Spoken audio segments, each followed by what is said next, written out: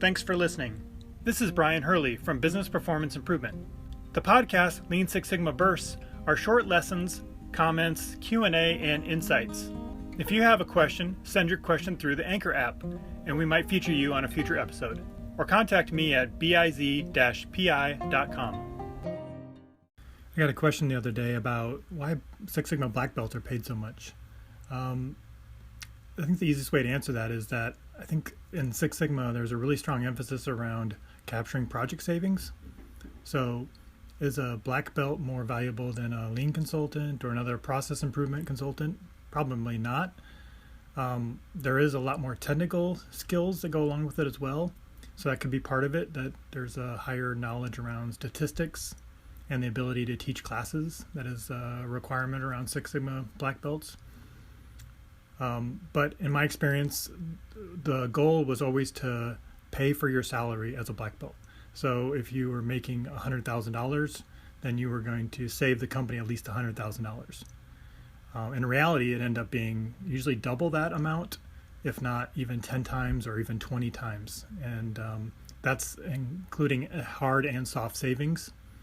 So I think that's partly the reason, is that they see that there are documented savings from projects run by other black belts, and so they see that as an investment in that position, that they can return more than what you're paying in salary. So I think that's a really big reason why they're highly sought after and valued. Again, I wouldn't say that a black belt's more valuable than a lean consultant or someone who's experienced with the Toyota production system. I just think there isn't as much structure around lean for capturing cost savings. The idea is that you are building a culture, you're engaging people in the process, you're looking at flow, you are having a positive impact, but you may not see the benefits right away. And so I think that's maybe the payback isn't as obvious, but it definitely is there. So I don't want to say one is better than the other. I think they both have a place in an organization.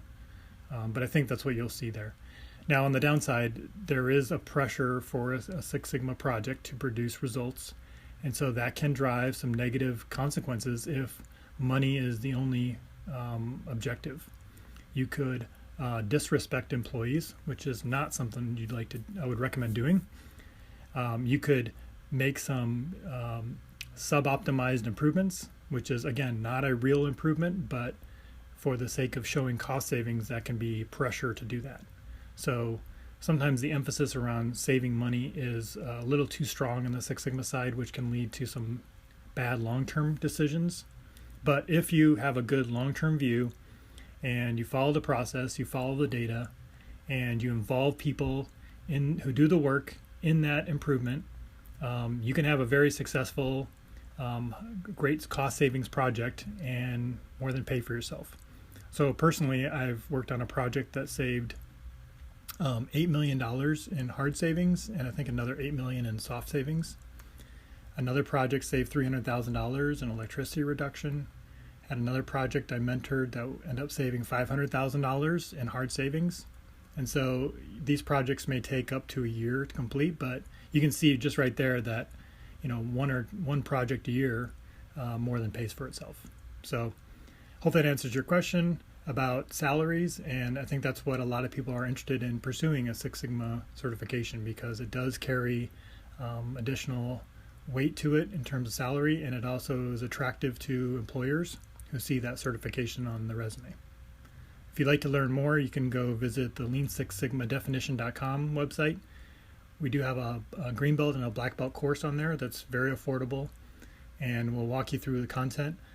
But the expectation is that you should go through and complete a project and show tangible results so that you can show the true benefit of that training. Please reach out if you have any questions.